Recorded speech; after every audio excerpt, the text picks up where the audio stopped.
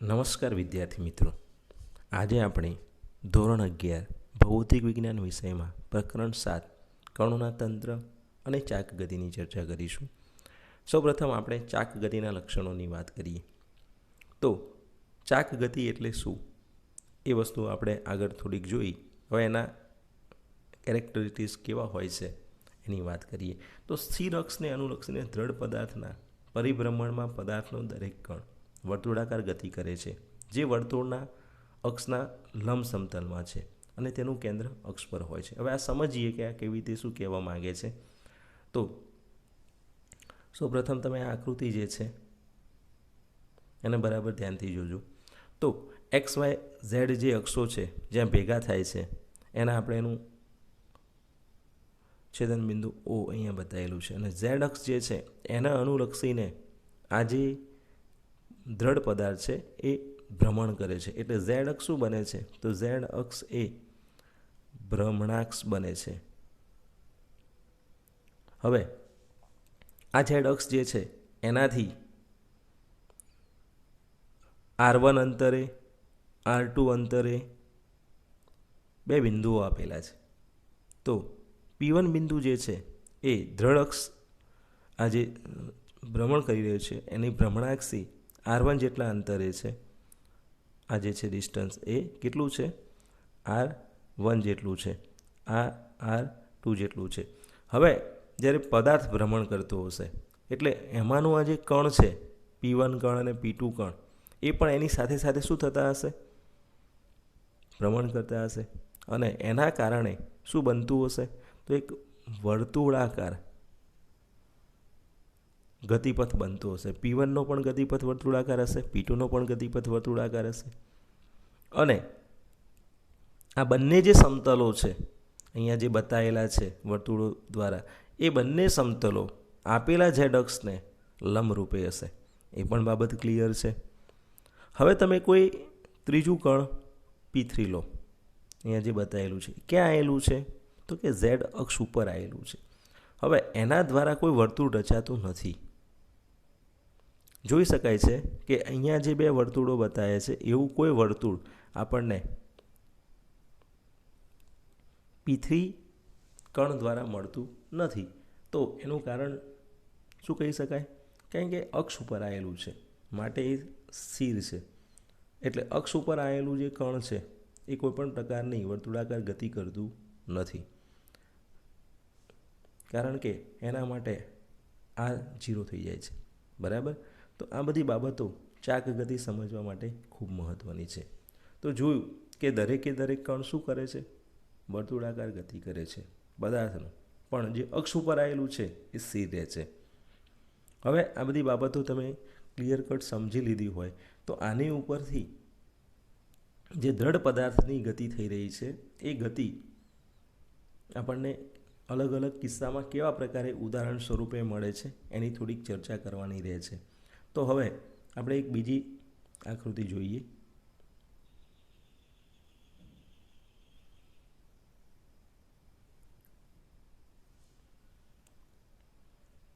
આ જે આકૃતિ છે એની અંદર તમે એક જમીન પર ફરતો ભમરડો આપેલો છે.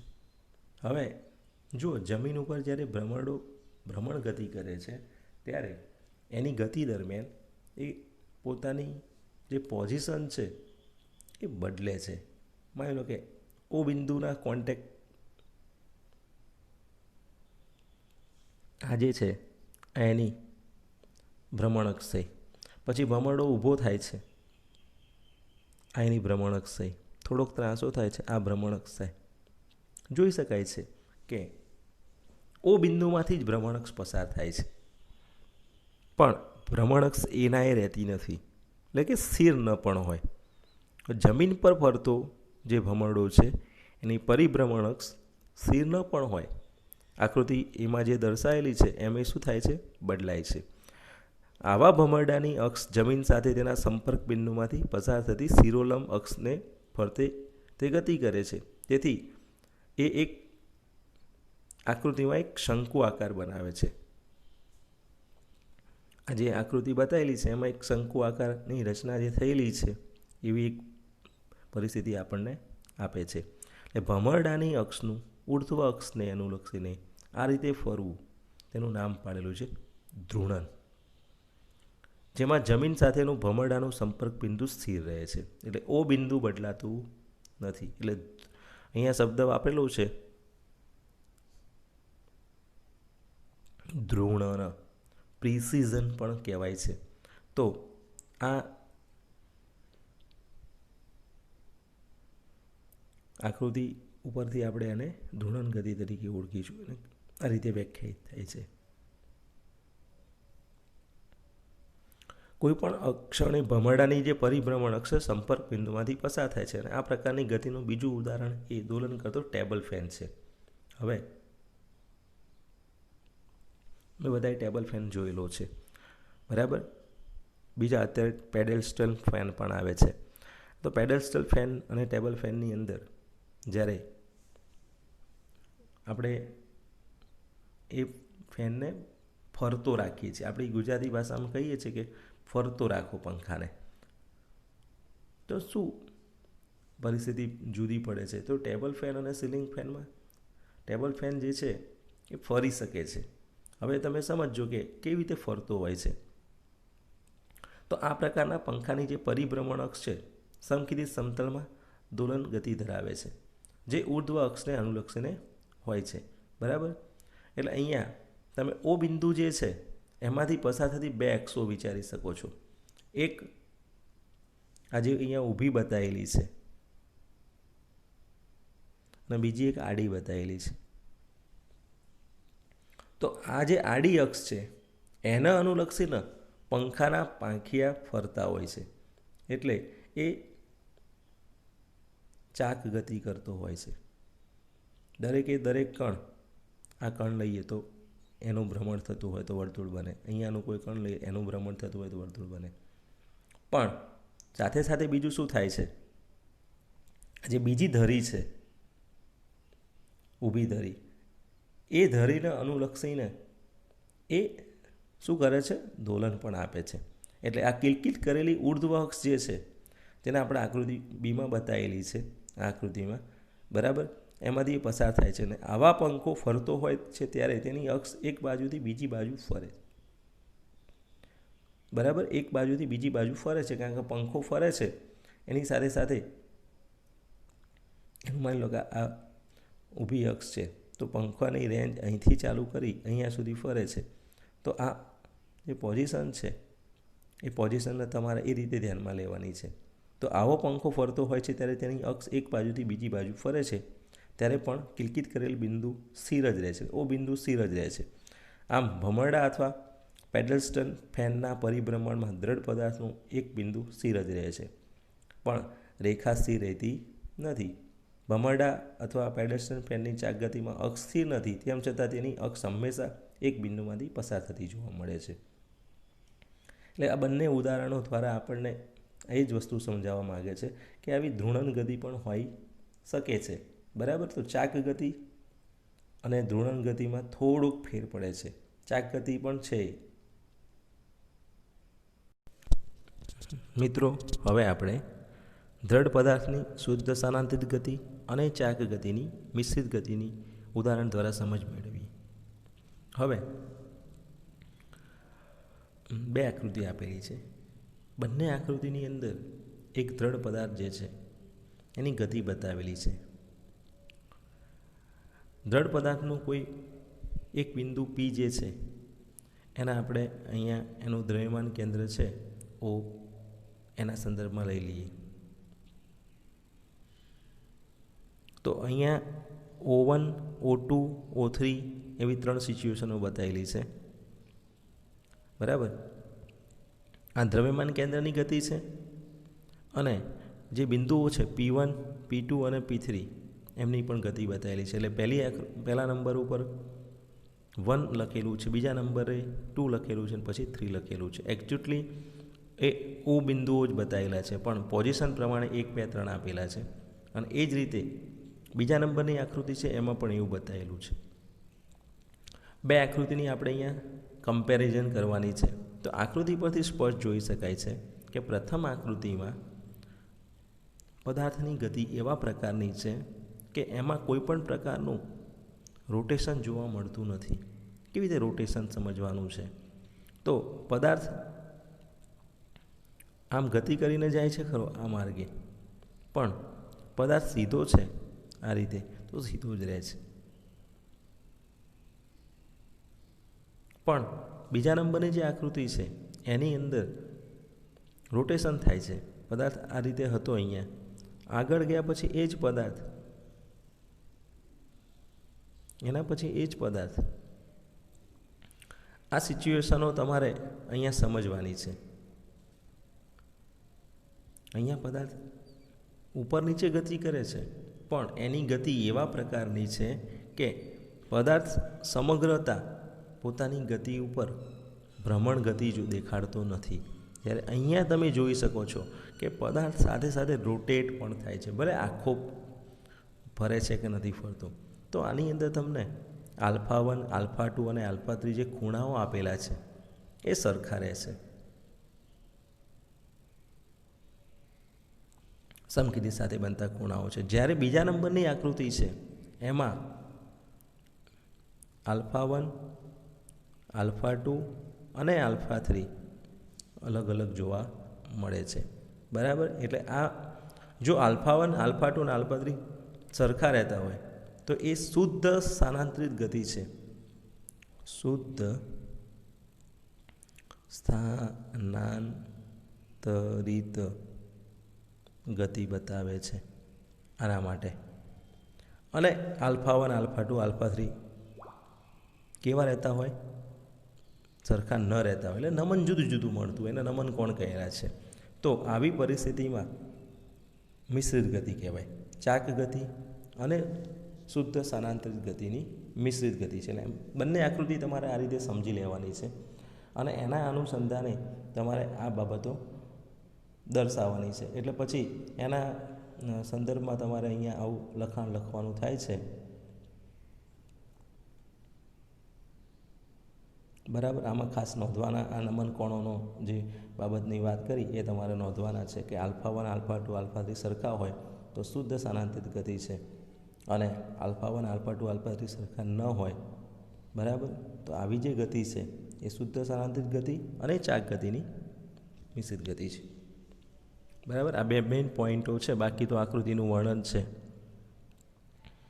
અને અહીંયા આવી સ્થાનાંતરિત ગતિ અને ચાક ગતિની મિશ્રિત ગતિમાં દ્રઢ પદાર્થ પરના O અને P જેવા કણોના વેગ અલગ અલગ હોઈ શકે છે, અથવા OP રેખાના સમકેંદ્રી સાથેના ખૂણા અલગ અલગ હોય છે.